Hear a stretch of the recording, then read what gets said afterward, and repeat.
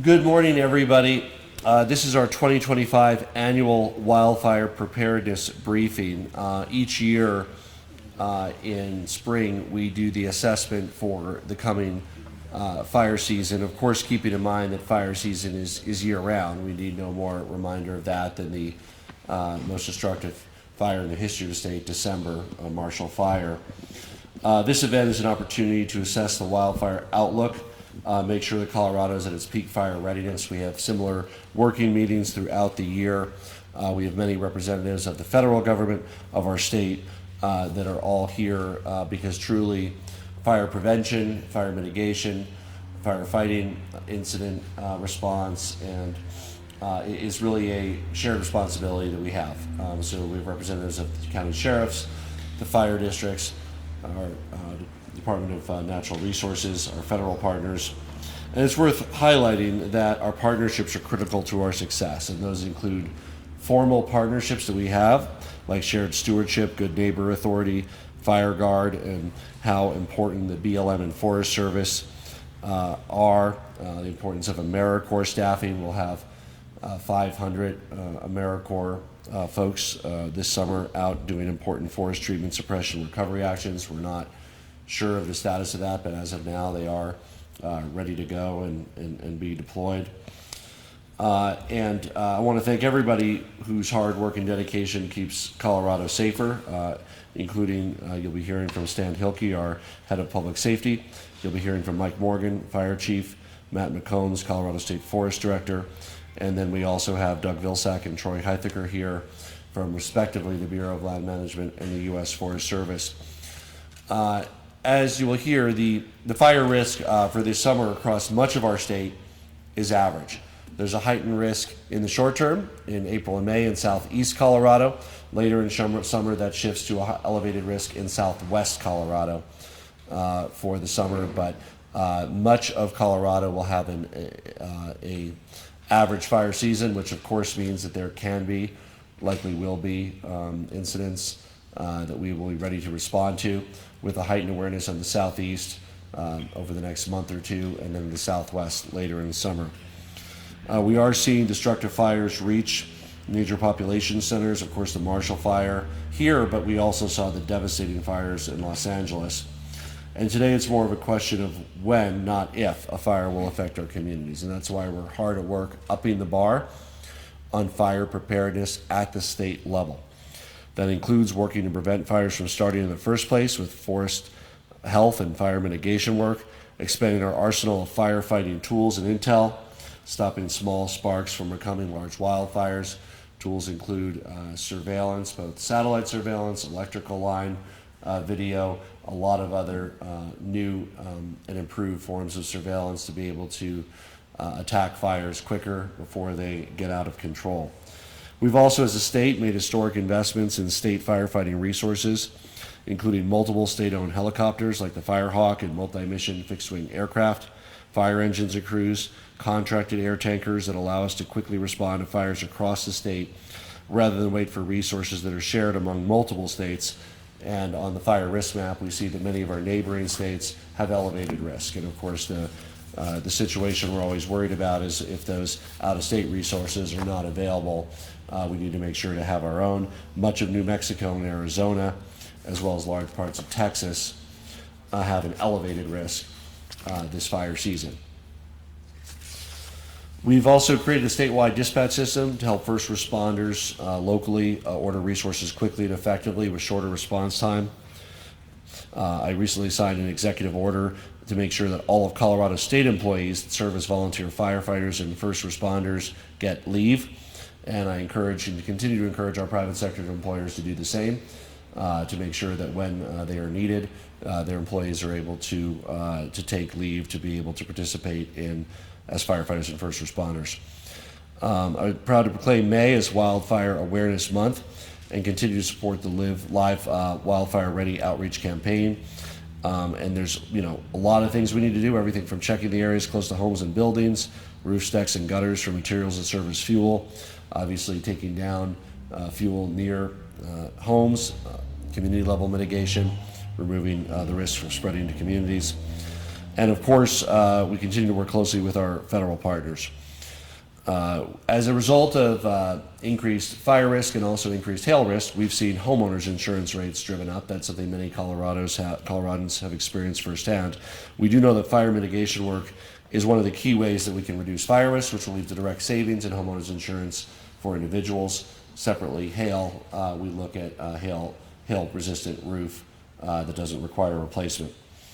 On a local level, fire mitigation makes a real difference by reducing the amount of fuel for fires, protecting our land, our homes, and our communities. And we're focusing on empowering property owners and community levels, everything from the HOA to towns to counties, to know that their risk is rated for homeowners insurance and the steps that they can and should take to lower their risk and therefore lower the cost to homeowners in the area. These are the few of the steps we're taking because we never know when or where the next wildfire will happen. We know it will happen. We don't know when or where. As we continue to push forward and lead the charge to prepare, prevent, and respond to wildfires across the state of Colorado. With that, I will turn it over to the Executive Director of Colorado's Department of Public Safety, Stan Hilke. Good morning, and thank you for being here today. We appreciate it. I want to make sure that everybody takes advantage of the opportunity to speak with the people that have booths here today. There's a lot of important work that's being done in this space that we want you to be familiar with as well. The state and our partners are pleased to say that we're ready for this fire season. It's often said during times of crisis or times of need, you call your friends. The people that are up here and the people that are in this room are our friends, and the partnerships are strong. That's going to be the thing that continues to see us through. I also want to say that the Department of Public Safety, while it has a fire division and the Division of Fire Prevention and Control, we have the Emergency Management Division, Colorado State Patrol, and other divisions. It seems like whenever there is a big fire in Colorado, we put the resources of the department towards the problem, and that can be from state troopers helping us get our eyes on something at the very beginning and working the roadblocks and helping do evacuations, to, of course, direct action by the Division of Fire Prevention and Control, and then also in the Division of Homeland Security and Emergency Management, the work that we do with the State Emergency Operations Center and Consequence Management. All across the Department of Public Safety, we get engaged in this challenge. The national structure for combating wildfires is cooperative interagency system. It involves all levels of government, federal, state, and local, and all things start local and they usually end local, so we want to make sure that we're supporting the locals. They're the local fire departments are usually the ones that are making the biggest difference, and we're here to support them as well. These efforts aim to reduce wildfire risk. We can't control things like weather, snowpack, and fuel conditions, though, and as you heard the governor talk about, this spring fire outlook is normal for most of the state. I want to be cautious about what I mean by normal. That means that we've had fires, and we're going to continue to have fires. We expect to have fires this year. Some will get big, and we're going to be busy, and that's what a normal looks like for Colorado anymore. This simply means we just can't expect roughly the same number of fires that we've had in the past, and we'll be ready for those as well, but we do not anticipate anything other than a busy year. Wind events are expected to drive much of our fire activity. As the governor mentioned, the Marshall Fire was a wind event, and the wind events continue to cause a lot of concern, and we know that people in Colorado start to get anxiety when the wind blows, and we want to make sure that we're doing everything we can to warn the public about wind events and taking the extra precautions during those times as well. Individual preparedness and personal responsibility are key to protecting the safety of people, homes, and personnel and in their communities. On average, across the country, human-caused wildfires make up 90% of all wildfire occurrences every year. We can't stress that enough. Most of these fires can be prevented. Take extra precautions before venturing out and be careful with anything that might be able to start a fire. We want you to take steps now to ensure that you're ready for a fire event, which means signing up for the local alerts. Most of you and all of us in some form or another live in counties that have alert programs. I would encourage you all to be part of that as well, and have a plan in the event that you need to evacuate. Make sure that you know what you're going to need to take, when to take it, when to gather it, how to gather it, and when to leave. And if you feel unsafe, we want to tell people, if you're in a situation that you feel unsafe, in a fire's near you, don't wait for the evacuation order. If you want to leave, we encourage you to do that. When fires do occur, we want you to respect the local public safety closures that will happen there and evacuation notices. monitor the local news channels, the social media channels that we push out, and follow the emergency services for all the updates about the fire and the things that are going on around you. Our motto at the Department of Public Safety is that we're safer together, and we feel like that when we work together with you and with the media and with the awareness across the state, we can make Colorado a continued safe place to be, and we appreciate you being here today. And I'm going to turn it over to our Division of Fire Prevention Control Chief, Mike Morgan. Thanks.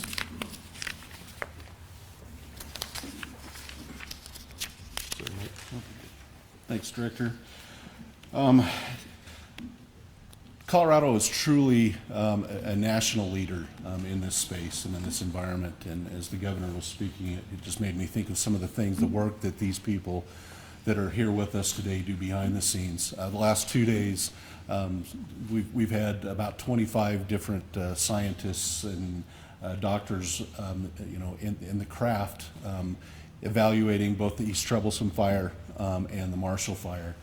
For when those events turn into conflagrations, and what are the sciences and the tools and the resources that we can apply to prevent that or reduce the likelihood of those things happening in the future. And at the end of the day, all of these decisions and all of the work that's being done here is for you as citizens and the visitors of Colorado, and all of you fine people in the back of the room that risk your life every day to go out there and keep our communities safe. So I just wanted to add that in, that we're very pleased with the work that's going on. There's a lot of other things. I encourage, as Director Hilke said, to look at the things here, catch some of these folks behind us, and talk about the additional work that's going on that we won't hit on today. Historically, we've looked at fire seasons as about a 4-month period in the time of year. We know now that is not it. As the governor said, we have a fire year. We've had major fires and disasters in every month of the year in the state of Colorado, and we can't afford to let our guard down. 20 of the 20 largest fires in Colorado's history have occurred in the last 20 years. 4 of the 5 largest fires in Colorado's history happened in 2018 and 2020. Drought conditions, hazardous fuels, fuel accumulations, forest health, fast-moving fires are devastating our communities, and we must work harder to reduce that risk and that threat. DFPC, along with our partners, has continued to develop and fine-tune a strategy that allows us to be prepared for year-round and more for these destructive wildfires, shifting the resources to a year-round model versus the seasonal model of the past. The Wildfire Preparedness Plan is part of a comprehensive year-round approach to wildfire management. It includes mitigation activities, fuels and forest management, fire suppression, and response. The plan is based upon lessons learned from previous years and also implements new tools, capabilities, and technologies that were provided to us by our industry partners, as well as the Colorado Fire Commission, and supported by the Governor and the General Assembly. And we can't say how much we appreciate that. Our current forecast, has been said, predicts a normal fire season for much of the state. I do want to remind everybody in this room that in a normal fire season, we will see approximately 6,000 wildfires across the state of Colorado and burn about 150, 160,000 acres. So when we say normal, please, and as Director Hilke said and the Governor said, don't let your guard down. We will have fires. We will have big fires. As was also mentioned, southeast Colorado, early on, pre-green up, Los Animas County, Baca County, down in those areas, we anticipate some challenges in the coming months. San Luis Valley and southwest Colorado through the summer will continue with drought conditions, and we're hoping for monsoonal moistures as we get out past the 120-day forecast. It becomes a little more difficult to predict with accuracy, so we'll be monitoring that on a regular basis. And actually, we're also very proud to say that we have a group of an intelligence office now within our division who is monitoring those conditions on a regular basis to help us with that decision-making process. DFPC resources are ready to respond. Our mission as the Division of Fire Prevention and Control is to support our local fire departments and our sheriffs as these fires evolve. And we work very closely with our BLM and USDA, U.S. Forest Service partners to do everything we can to be there for our communities. This happens on a daily basis during the summer months. Most of the fires are quickly extinguished, and most of you will never even know about them, and that's when our systems work right. But as Director Hilke said, undoubtedly we will have wind events, we will have things happen that create large fires, and we will be ready to support those as well. We have 2 Type 2 helicopters. We have one Type 1 helicopter, Firehawk. We have a second Firehawk helicopter scheduled to be delivered on August 12th. We have 2 Pilatus, and you'll be able to see, of course, the Firehawk out here. The Pilatus PC-12, which is our multi-mission aircraft. Those are our intelligence aircraft. There's one of those out there you'll be able to take a look at up close and personal, and how we're leveraging technologies to provide enhanced safety to our firefighters and to our communities, as well as that early detection, aggressive initial attack for unwanted fires. I'll talk about wanted fires later briefly. But we also have an exclusive use contract for a large air tanker. We have 7 engines, 6 modules, and a total of about 170 firefighters across the state to support our local governments in protecting our communities. We provide resources to counties and fire departments in the early stages of an incident so that quick, effective initial attack actions can be taken. We do that through a program we call Enhanced State Assistance, so that we make operational decisions based upon operational and tactical needs, and not about the concerns of the costs associated with requesting these resources that are so often desperately needed. We are proud to say that Colorado, to my knowledge, still is the only state in the nation that has negotiated and worked through with our federal partners to have the closest available resource strategies. That it doesn't matter if it's one of their assets or one of our assets, we send the closest one to support our local government partners. And we do that free of charge. We'll sort out everything else afterwards, so that those first arriving fire officers can make decisions based, again, on tactical need, not on fear of spending more money than they can afford to make sales to pay for. So our approach to these: an early detection, rapid initial attack to limit that fire size, reduce the duration of an event, and therefore reduce the impact of the event. I'm also excited to announce, as I've kind of mentioned, I'd speak to wanted fire. We know fire is also part of a tool on the landscape, part of the ecosystem, and something that we very much need under right time, right place, right conditions, and with the right resources criteria. Working with the Colorado Fire Commission led the charge, working with our partners at Colorado State Forest Service, Department of Natural Resources. We have implemented a statewide strategy for prescribed fire on non-federal lands, so state and local lands, to allow us to be doing more of that work in, as I said, a right time, right place, right condition, and right resources manner. This is one of the very proactive steps that we're trying to take to protect our communities while still doing the things we need to do to reduce long-term fire risk and hazard. So obviously, fire is a concern to all of you and all of our communities across the state. We all need to do our part to be a part of the solution.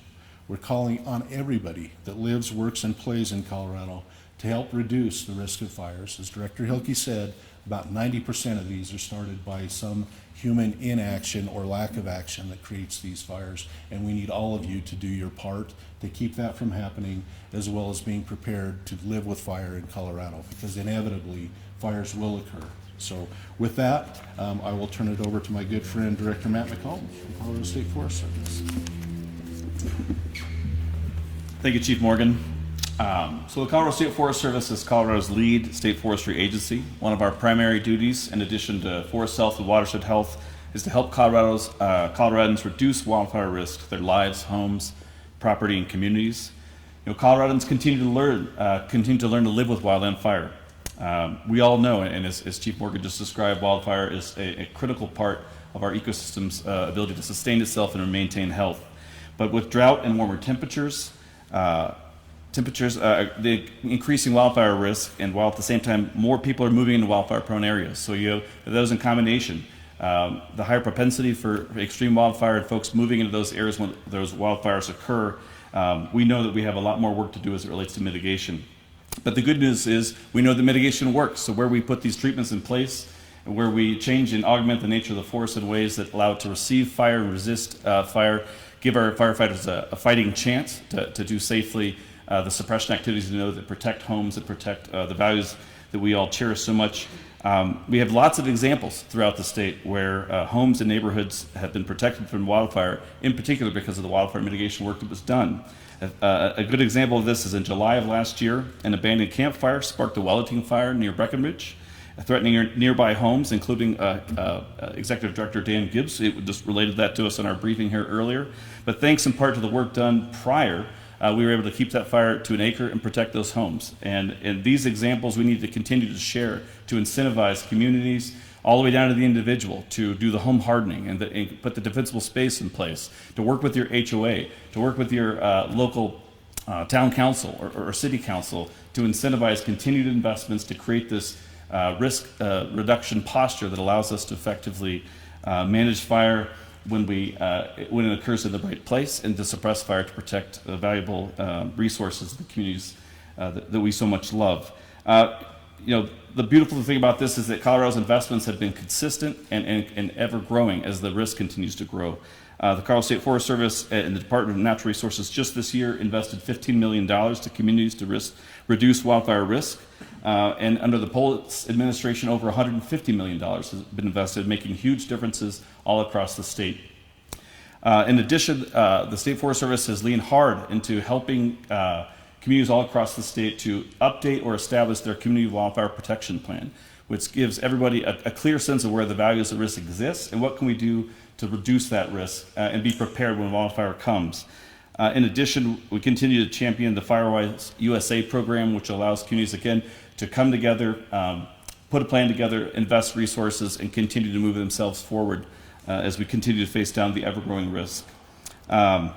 And as the governor mentioned, we continue to promote the Live Wildfire Ready campaign. It's another way to continue to encourage Coloradans to be aware, know their risk, use the tools that are available to them, and then take action. That's the most important part. Once you know your risk, you need to translate that to action on the ground, again, either at your home or in alliance with your community. And again, to echo Chief Morgan, we cannot let our guard down. It's easy with the complexity in all of our individual lives and the things that we face down every day to lose sight of the traumatic impacts and the lasting impacts of the 2020 fire season. We know that the potential for mega fire exists, and it will exist, and we have to keep moving forward as a state. We have to keep moving forward as communities, and we need to keep moving forward as individuals to ensure that we use the best available science to reduce the wildfire risk, while also finding ways through those actions to continue to allow fire to reestablish itself in the ways that are meaningful and help keep our forests healthy and our watersheds productive. Thank you, and I'll turn it back over to the governor. Thank you, Matt. Questions from the press?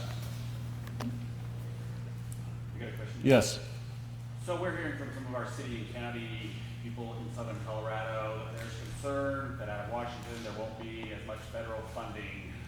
Are we considering changing up strategies here just in case that there's not as much federal support? Well, I want to have our federal partners speak to that, and I'm happy to respond from the state side. We have Troy Heithiker and Doug Vilsack, and you want to talk about the federal side?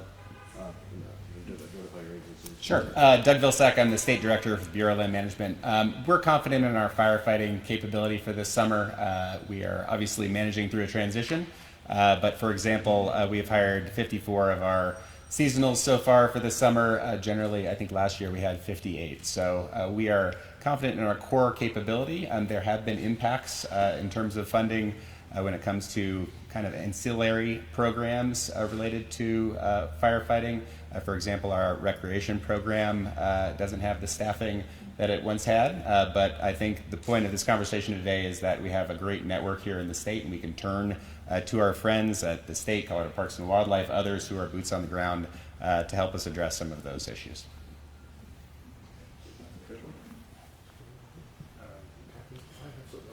Go ahead, Steve. Yeah, I'll also add to that, just to answer your question, should we consider changing up our strategy? One of the things that's important to remember in the Division of Fire Prevention Control and Public Safety is we feel like we have changed that strategy in the last several years in the capacity that we have built within the state. This Air Force that you see on the tarmac, that's just a part of what exists. because we have sort of made the effort to try to take our fate back. We have great federal partnerships that couldn't really exist without them, but also we have endeavored to make sure that we have the capacity to respond without having to rely on shared resources with all the other states that are under fire. So we have shifted that strategy, but we did it several years back and continue to do it to just make sure that we have the response capacity that we need. Thank you. That's my follow-up question. Thank you. I've got one. You mentioned AmeriCorps. Yeah. What jobs are they expected to do if we retain that? Yeah, there's a lot, and I'll have a few agencies that they work with speak to that. We don't have someone here from AmeriCorps, but we do have an estimated over 500 AmeriCorps Service Corps folks that are working in fire risk reduction. You want to give examples of a couple of the projects they do? Yeah, Dan, you want to give a couple examples of the work they do? Yeah, the youth corps around the state do a variety of different services. This year, through assistance to the Colorado Strategic Wildfire Action Program, COSWAP, we've granted out $1 million for wildfire mitigation / red card certification. So those folks can be on the ground, they could respond to fighting fires, but they can also do proactive work with defensible space, with creating fire breaks around communities. So they do a tremendous amount of work around the state to help our communities become more resilient. What was your name? Dan Gibbs, the Executive Director of the Department of Natural Resources. And I can say in prior summers, I've been out with them as they used chainsaws to take down trees, those kinds of activities to build defense perimeters around communities. Yes? Regarding the staffing, is anybody able or willing to talk about Forest Service cuts? That's a number that's been unclear to us. Cuts, and also if they are hiring seasonally, and about what that, I'm just curious what that number looks like. Yeah. Troy, whatever you have on that. Yeah, I think similar to what Doug said. Oh yeah, sorry, Troy Highthecker, Regional Forester with the Rocky Mountain Region USDA Forest Service. Yeah, to Doug's point too, we're in the same position. We're expected to have the same number of firefighters here. We're around 560 now and have a hiring event going on now. We expect to get another 220, get our normal number of 761. So that's typical for us. In terms of cuts, fire and law enforcement have been exempt, and we haven't really seen any. And so we're feeling pretty good as we can, relying on our partners into this year. So anticipating normal numbers for your staff this year? Yes, in fire and law enforcement. Yep. Yeah. In the Rocky Mountain region, how many states is that with those 700 or so covered? 700. It's the numbers here. I think we have 760 available through the regions, 5 states, and primary footprint being in Colorado, Wyoming. Follow-up question to that. So I know there aren't cuts to like firefighting staff and law enforcement, but there are cuts to folks who are sort of boots on the ground interacting with visitors. Are you guys worried about cuts to those staff members who do a lot of the prevention and education that help people, not start forest fires? A little bit. I would say that Colorado, as has been mentioned, has some of the best partnerships in the country. And so where we're not able to do that work, we've been relying on counties and some of the NGOs and others to do that, and they've been stepping up, and I feel like we're going to be okay. Yeah.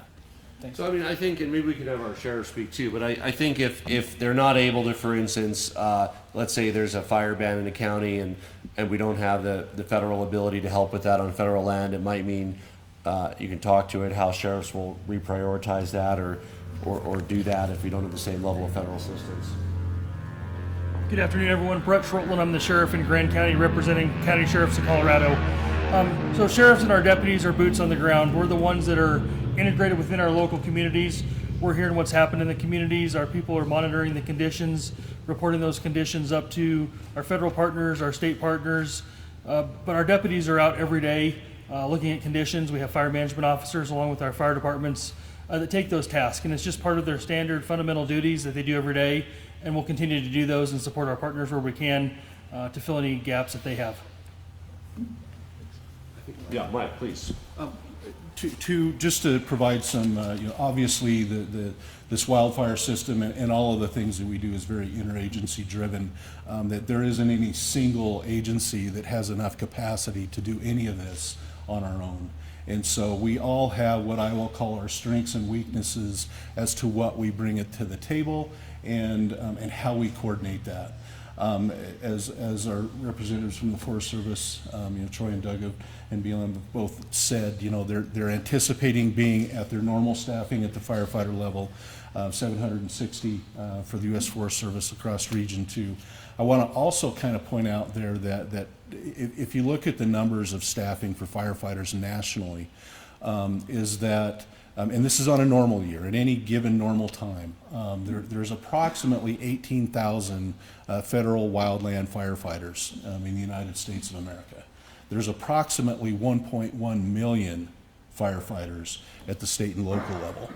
The true boots on the ground assets for firefighting efforts are local governments. And that's where when I say we build our programs, whether it's the intelligence, the enhanced state assistance, the aviation, our modules, our engine programs are all designed to complement the work that's being done at the local level. That's what it's all about. We have obviously the resources we rely upon from our federal partners that, as Director Hilke has talked about, we are very coordinated with how we do that. And Colorado, again, I'm very proud to say that Colorado is a national leader in the way we do that and approach it.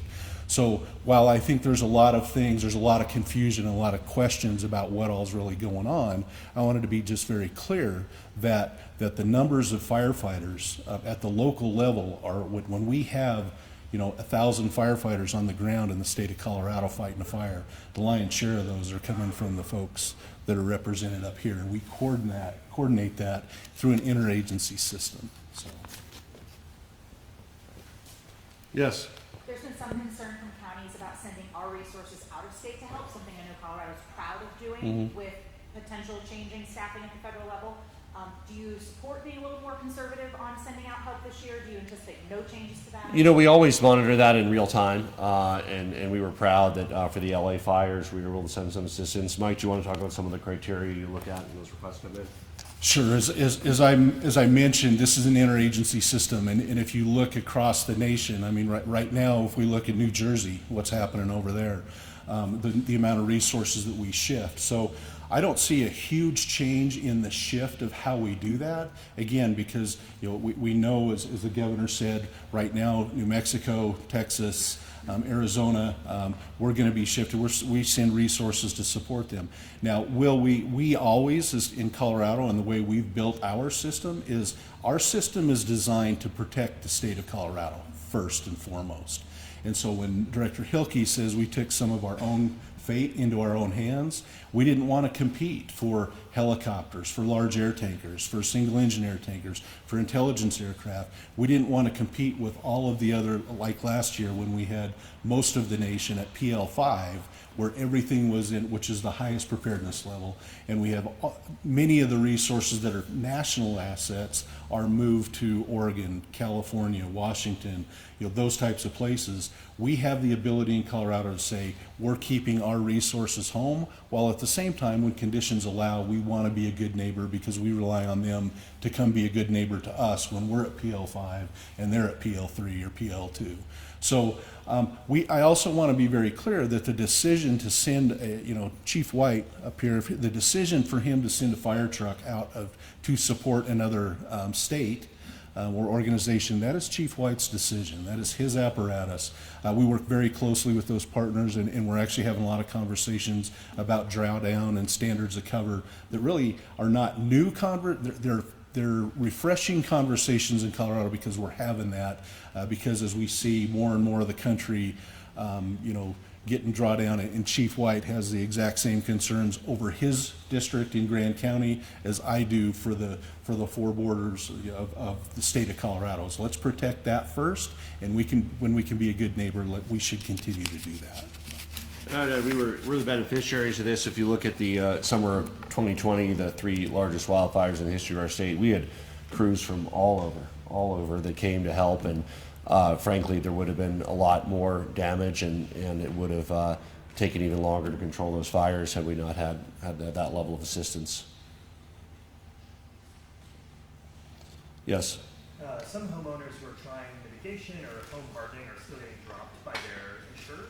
What is the state doing either at the legislative level or at the DOI level to try to address that problem? Yeah, so we're working currently on 2 bills specifically around this, which hopefully will be able to reach my desk, that will increase access to homeowners insurance for people who live in the wildland-urban interface. And what we're really trying to do is more directly connect the mitigation work you do with reduced premiums. And so in addition to the reinsurance, in addition to the hail-proof roof work we're doing, we really want to better connect those dots so people will recognize the savings from the work they do, both at the home level and at the community level.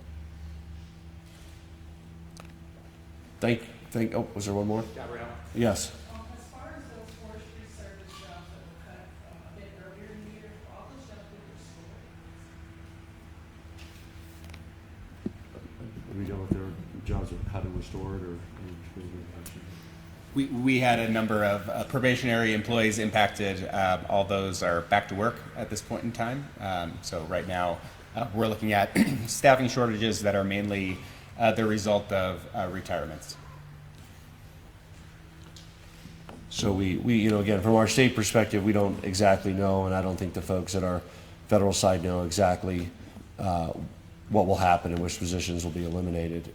We are grateful that thus far the law enforcement, firefighting positions have been exempt from cuts, but a lot of positions that support those, the folks who might ticket people doing illegal fires, for example, folks doing road work and maintenance, those are some of the areas that have been subject to the cutbacks.